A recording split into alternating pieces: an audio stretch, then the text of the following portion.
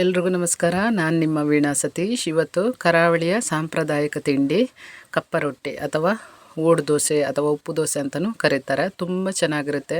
ಮಣ್ಣಿನ ಕಾವಲಿ ಬರುತ್ತೆ, ಅದರಲ್ಲಿ ಮಾಡೋದು ತುಂಬ ಟೇಸ್ಟಿಯಾಗಿ ಬರುತ್ತೆ. ಇದನ್ನು ಹೆಚ್ಚಾಗಿ ಮ್ಯಾಂಗ್ಳೂರು, ಉಡುಪಿ ಕಡೆ ಮೀನು ಸಾಂಬಾರು ಜೊತೆ ತಿಂತಾರೆ, ತುಂಬ ಚೆನ್ನಾಗಿರುತ್ತೆ.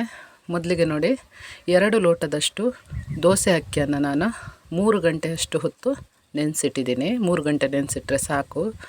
ಇದನ್ನು ಮೊದಲಿಗೆ ಚೆನ್ನಾಗಿ ತೊಳೆದು ಕ್ಲೀನ್ ಮಾಡಿ ಮಿಕ್ಸಿಗೆ ಹಾಕಿ ರುಬ್ಬಕ್ಕೆ ಏನೆಲ್ಲ ಒಟ್ಟಿಗೆ ಹಾಕಬೇಕು ಅಂತ ಹೇಳ್ತೀನಿ.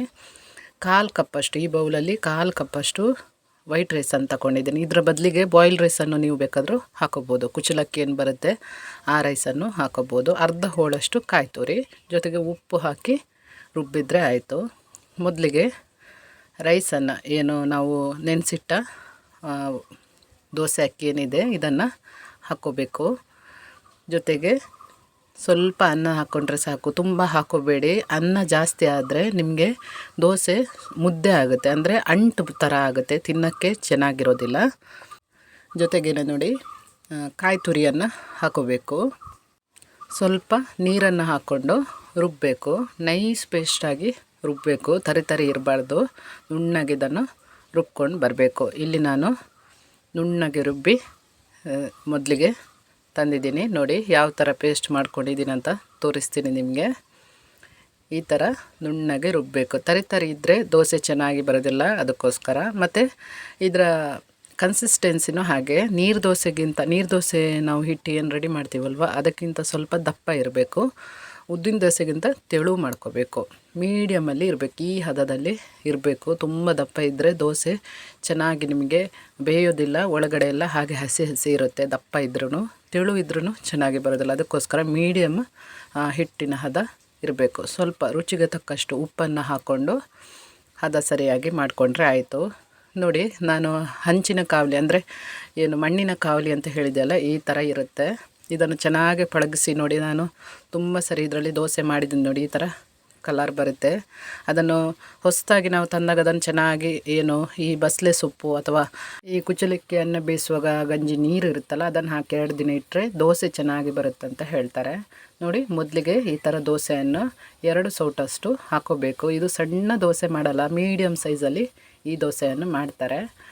ನಾವು ದೋಸೆ ಹೊಯ್ದ ಕೂಡಲೇ ನಾವು ಮುಚ್ಚಳ ಇಡಬಾರ್ದು. ಸುತ್ತ ಒಂಥರ ಹೋಲ್ ಸಣ್ಣ ತೂತು ಬೀಳುತ್ತೆ ನೋಡಿ, ಅಲ್ಲಿ ತನಕ ಬಿಡಬೇಕು.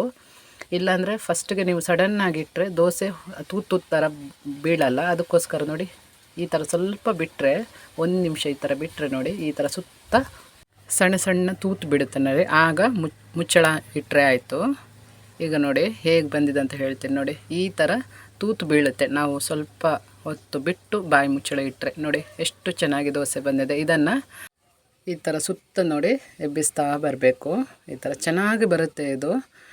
ನಾವು ಕಾವಲಿಯನ್ನು ಚೆನ್ನಾಗಿ ಎಣ್ಣೆ ಸ್ವಲ್ಪ ಒರೆಸಿ ಇಟ್ಟರೆ ನಿಮಗೆ ನೆಕ್ಸ್ಟ್ ಟೈಮ್ ದೋಸೆ ಮಾಡುವಾಗ ಈ ಥರ ದೋಸೆ ಚೆನ್ನಾಗಿ ಎದ್ದು ಬರುತ್ತೆ. ಇದೇನು ಕಷ್ಟ ಆಗಲ್ಲ, ಈಸಿಯಾಗಿ ಮಾಡ್ಬೋದು. ಒಂದು ವೇಳೆ ನಿಮಗೆ ದೋಸೆ ಚೆನ್ನಾಗಿ ಎದ್ದು ಬಂದಿಲ್ಲ ಅಂದರೆ ಸ್ವಲ್ಪ ಎಣ್ಣೆ ಉಜ್ಜಿ ಅದ್ರ ಮೇಲೆ ಕ್ಲೀನಾದ ಬಟ್ಟೆಯಿಂದ ಒರೆಸಿ ನಂತರ ದೋಸೆ ಹಾಕಿ ನೋಡಿ, ಚೆನ್ನಾಗಿ ಎದ್ದು ಬರುತ್ತೆ. ಎಷ್ಟು ಚೆನ್ನಾಗಿ ಬಂದಿದೆ ನೋಡಿ ದೋಸೆ. ನಾನು ನಿಮಗೆ ಇನ್ನೊಂದು ಸಾರಿ ನಿಮಗೆ ಹೇಗೆ ಮಾಡೋದಂತ ತೋರಿಸ್ತಾ ಇದ್ದೀನಿ ನೋಡಿ. ಮೊದಲಿಗೆ ನೋಡಿ, ಈ ಥರ ಬಟ್ಟೆ ಇರುತ್ತೆ ನೋಡಿ, ಇದರಲ್ಲಿ ಚೆನ್ನಾಗಿ ಒರೆಸ್ಕೋಬೇಕು. ಯಾಕಂದರೆ ಆ ಹಿಟ್ಟಿನ ಸ್ವಲ್ಪ ಏನು ಕಪ್ಪು ಕಲರ್ ಥರ ಆ ಥರ ತುಂಬ ಕಾಯಿಸ್ತೀವಲ್ವ, ಉಳಿದಿರುತ್ತೆ. ಅದನ್ನೆಲ್ಲ ಒರೆಸಿ ಕ್ಲೀನ್ ಮಾಡಿ ಈ ಥರ ಹಾಕ್ಕೋಬೇಕು. ಈ ದೋಸೆ ಬೇಯೋದಕ್ಕೆ ಒಂದು 2ರಿಂದ 3 ನಿಮಿಷ ಬೇಕಾಗುತ್ತೆ, ಸ್ವಲ್ಪ ಟೈಮ್ ಹಿಡಿಯುತ್ತೆ. ತುಂಬ ಟೇಸ್ಟಿಯಾಗಿರುತ್ತೆ. ಇದಕ್ಕೇನು ಎಣ್ಣೆ ಏನು ಹಾಕಲ್ಲ, ನಾವು ಎಣ್ಣೆ ಹಾಕದೇ ಮಾಡುವಂಥ ದೋಸೆ. ಹಾಗಾಗಿ ಆರೋಗ್ಯಕ್ಕೂ ಕೂಡ ತುಂಬ ಒಳ್ಳೆಯದು. ಈ ಮ್ಯಾಂಗ್ಳೂರು, ಉಡುಪಿ ಕಡೆ ಎಲ್ಲ ಈ ಕೋಳಿ ಸಾಂಬಾರು ಅಥವಾ ಮೀನು ಸಾಂಬಾರು ಜೊತೆ ಒಳ್ಳೆ ಕಾಂಬಿನೇಷನ್ ಇದು, ಚೆನ್ನಾಗಿರುತ್ತೆ. ಚಟ್ನಿ ಜೊತೆನೂ ಚೆನ್ನಾಗಿರುತ್ತೆ. ನೀವೊಮ್ಮೆ ಟೇಸ್ಟ್ ಮಾಡಿ ನೋಡಿ ಇದನ್ನು. ಮತ್ತು ಈ ಕಾವಲಿ ಹೆಚ್ಚಾಗಿ ಎಲ್ಲ ಕಡೆ ಈಗ ಹೆಚ್ಚಾಗಿ ಎಲ್ಲರೂ ಮಣ್ಣಿನ ಪಾತ್ರೆಯನ್ನು ಬಳಸೋದ್ರಿಂದ ಮಣ್ಣಿನ ಪಾತ್ರೆ ಅಂಗಡಿಯಲ್ಲೆಲ್ಲ ಇದು ಸಿಗುತ್ತೆ. ಇಲ್ಲಿ ನೋಡಿ, ಸೂಪರಾಗಿ ನಾನು ಎಲ್ಲ ದೋಸೆನ ಮಾಡಿ ಇಟ್ಟಿದ್ದೀನಿ. ಎಷ್ಟು ಚೆನ್ನಾಗಿ ದೋಸೆ ಬಂದಿದೆ ನೋಡಿ.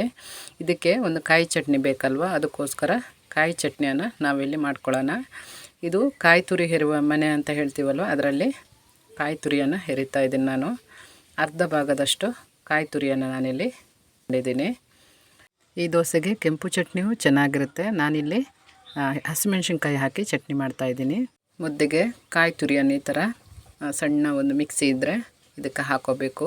ಕಾಯಿ ತುರಿ ಹಾಕಿದ ನಂತರ ಒಂದು 2 ಹಸಿಮೆಣ್ಸಿನ್ಕಾಯಿ ನಾನಿಲ್ಲಿ ತಗೊಂಡಿದ್ದೀನಿ. ನಿಮಗೆ ಖಾರ ಜಾಸ್ತಿ ಬೇಕಾದರೆ ನೀವು ಜಾಸ್ತಿ ಹಾಕೋಬೋದು.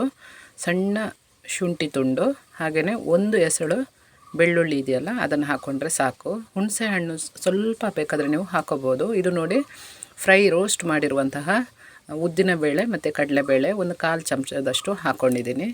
ಸ್ವಲ್ಪ 1/4 ಚಮಚ ಆಗುವಷ್ಟು ಉಪ್ಪು, ಸ್ವಲ್ಪ ನೀರು ಹಾಕ್ಕೊಂಡು ನುಣ್ಣಗೆ ಇದನ್ನು ರುಬ್ಬಬೇಕು. ಸೂಪರಾದ ಚಟ್ನಿ ರೆಡಿ ಆಗುತ್ತೆ ನಿಮಗೆ. ದೋಸೆಗಳಲ್ಲಿ ಎಣ್ಣೆ ಹಾಕದ ಮಾಡುವಂಥ ದೋಸೆ ಇದು ತುಂಬ ಚೆನ್ನಾಗಿರುತ್ತೆ ಟೇಸ್ಟು. ಹಾಗೆ ಆರೋಗ್ಯ ಸಮಸ್ಯೆ ಇದ್ದಾಗ ಎಣ್ಣೆ ಇರುವಂತಹ ದೋಸೆ ಎಲ್ಲ ತಿನ್ನಬೇಡಿ ಅಂತ ಹೇಳ್ತಾರಲ್ವ, ಆಗ ಈ ದೋಸೆಯನ್ನು ಮಾಡಿಕೊಟ್ರೆ ತುಂಬ ಒಳ್ಳೆಯದು. ಟೇಸ್ಟ್ ಕೂಡ ಹಾಗೆ ಮೀನು ಸಾಂಬಾರು ಜೊತೆ ಸೂಪರ್ ಅಂತ ಹೇಳ್ಬೋದು. ನೀವು ಈ ದೋಸೆಯನ್ನು ಟ್ರೈ ಮಾಡ್ತೀರಲ್ವ, ಹೇಗೆ ಬಂದಿದೆ ಅಂತ ನನಗೆ ಕಮೆಂಟ್ ಸೆಕ್ಷನಲ್ಲಿ ತಿಳಿಸಿ. ನನ್ನ ವೀಡಿಯೋಸ್ ಇಷ್ಟ ಆದರೆ ಸಬ್ಸ್ಕ್ರೈಬ್ ಮಾಡಿ, ಶೇರ್ ಮಾಡಿ, ಲೈಕ್ ಮಾಡಿ. ಸಿಗೋಣ ಇನ್ನೊಂದು ವೀಡಿಯೋದಲ್ಲಿ.